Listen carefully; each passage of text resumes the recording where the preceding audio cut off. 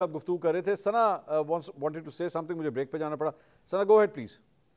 میں صرف یہ کہنا چاہ رہی تھی کہ ان کی یادداشت کے لیے، یاد دہانی کے لیے ایک دفعہ پھر عرض کر دیتی ہوں، ان کی گزارش ہے کہ یہ اس پر عمل کریں گے، کیونکہ باجوہ ایک نہیں دو تھے. ایک عاصم سلیم باجوہ بھی تھے، ایک تھا باجوہ، دو تھے باجوے. اور ان کا بھی بتا دیں، وہ جو پیزا والی جو بات تھی وہ بھی ختم ہو گئی ہے. یہ جو قومی مجرم ہے وہ کیا احتساب کا عمل ان کا شروع ہونا ہے یا نہیں ہونا؟ چلے انتقامی کارروائی تو نہیں ہونی، احتساب اس ملک میں صرف سیاستدانوں کو ہونا ہے. یہ جو آپ نے یہ پاور کوریڈورز کو آپ نے ڈائریکٹلی احتساب کے آگے لا کے کھڑا کرنا تھا، وہ اس پلان کا کیا ہوا جی؟ اور یہ گھی، پیٹرول، تیل، یہ تمام تر چیزیں کسی کو قومی مجرم کے قرار دے دینے سے کیا بہتر ہو جائیں گی؟ اور دوسرا، اس میں کوئی شک نہیں ہے کہ نون لیگ کے اندر بہت اچھی لیڈرشپ موجود ہے. مجھے اس سے بھی اعتراض نہیں ہے کہ میاں صاحب کب آتے ہیں کب نہیں آتے، لیکن مجھے اس پر اعتراض ہے کہ وہ کس طرح آتے ہیں. اور آپ ایک آئینی بیک ڈراپ کریٹ کرنے کی کوشش کر رہے ہیں، ایک ایسے غیر آئینی اقدام کی جو آپ چاہے بھی تو آپ سیدھا نہیں کر پا رہے. اور میں آپ کو یہ خبر دے دیتی ہوں کہ لندن سے لاہور نہیں آئیں گے، لندن سے کہیں اور جائیں گے اور پھر لاہور کی فلائٹ لیں گے. یہ طارق فضل چودھری کو بتا دیں کہ یہ اس طرح ہوگا کہ نہیں ہوگا. کیا وہ کسی اور ملک سے آئیں گے پاکستان، یا لاہور سے لندن،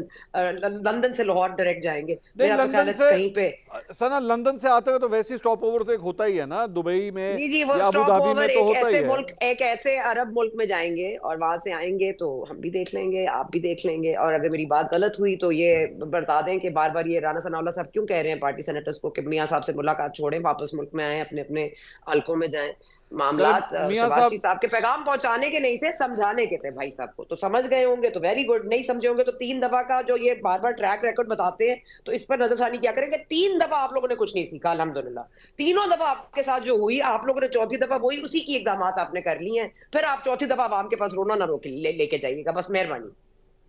بھٹی صاحب، سر یہ اب میں ویسے تو ڈاکٹر صاحب کی باری اس کے بعد بنتی ہے، لیکن آپ کسی بھی پاکستان کے سیاستدان سے پوچھیں نا، جب یہ آپ یہ بات کرتے ہیں، سنا جس چیز کے اوپر اعتراض اٹھا رہی ہیں تو وہ آپ کو پتہ ہے، آپ کو کہتے ہوں گے، آپ سے بھی پس پردہ جب ملتے ہوں گے پرائیویٹ میٹنگز کے اندر تو یہ کہتے ہوں گے بھائی یہ گراؤنڈ ریالٹی ہے پاکستان کی، یہ کرنا پڑتا ہے، ملنا پڑتا ہے، آشرواد کے بغیر نہیں آگے چلتے، ڈیلوں کے بغیر نہیں چلتے، سب کرتے ہیں. کون سی پاکستان کی جماعت نے ڈیلیں نہیں کی؟ یہی حقیقت ہے. یہ ہے حقیقت یا نہیں ہے؟ اس کا جواب اگر بھٹی صاحب اجازت دے تو میں دے دوں. آپ پہلے دے دیں کیونکہ منصور بھائی نے پہلے میرا نام لیا ہے. دیکھیں میری بات، میری عرض سنیں. بھٹی صاحب کا بھی شکریہ.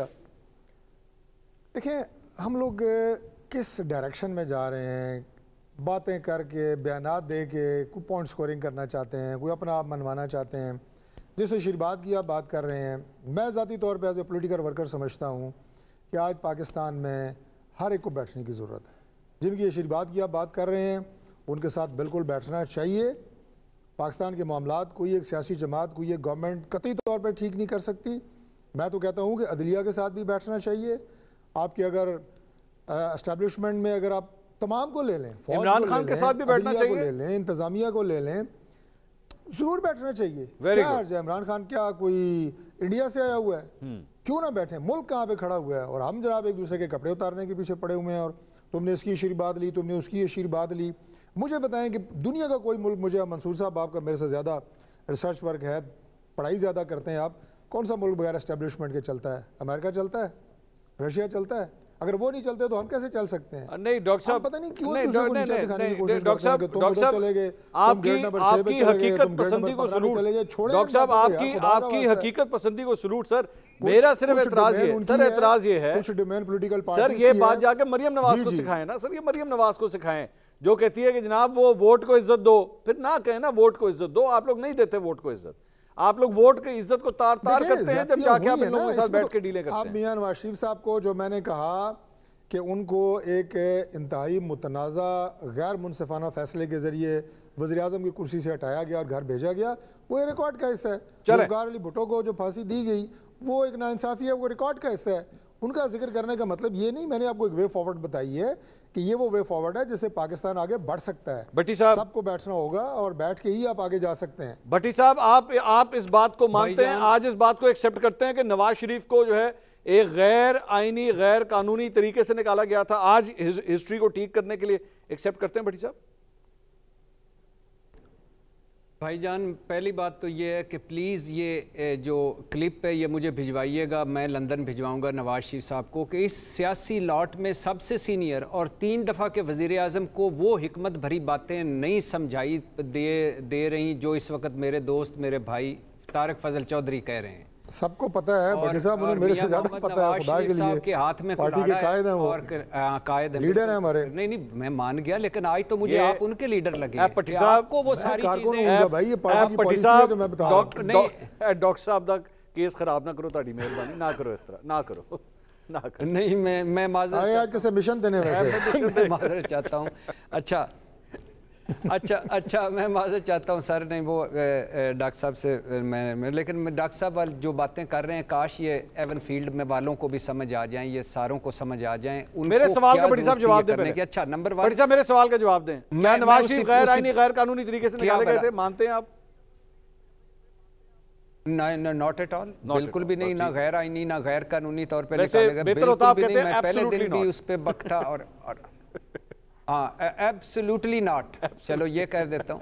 اچھا دوسری بات یہ ہے کہ مجھے ایک بتائیں کہ ٹریک ریکارڈ بندے کا بڑا امپورٹنٹ ہوتا ہے۔ مجھے بتائیے کہ میاں محمد نواز شریف صاحب لڑائی شروع کر لیتے ہیں، اس کے بعد ادھوری چھوڑ دیتے ہیں، یعنی ایک وہ بلاول بھٹو والا کہ ایک ہاتھ گریبان پہ دوسرا پاؤں پہ، یا پاؤں والا ہاتھ آنکھوں کے تارے کا ہوتا ہے اور آپ یہ اوپر والا انقلابی نظارے کا ہوتا ہے۔ تو اب میاں محمد نواز شریف صاحب نے کہا تھا میں ڈکٹیشن نہیں لوں گا، اور اس کے بعد وحید کاکڑ صاحب آئے، انہوں نے سامان اٹھایا، گھر چلے گئے۔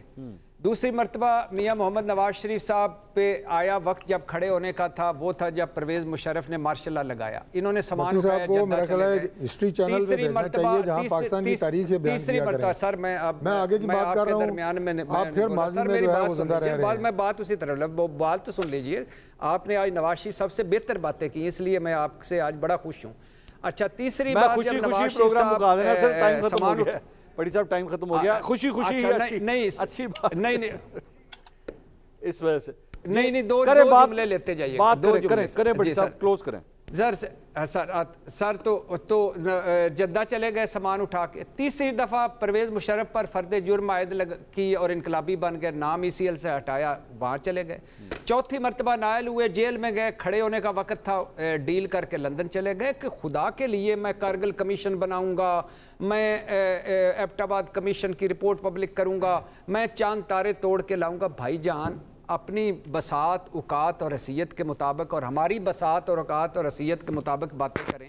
سر یہ ڈیلیما ہے منصور صاحب، یہ ڈیلیما ہے پاکستان کی سیاست کا۔ میرے معذرت سے میرے بھائی جو باتیں کر رہے ہیں نا، ہم شخصیات کو طنز و تزییق کا نشانہ بنانا اور ان کو جملے بازی اور الفاظ بازی، بات وہی ہے۔ اگر ملک کو آگے لے کے چلنا ہے تو اس کا طریقہ وہی ہے جو میں نے آپ کو بتایا۔ بہت بہت شکریہ۔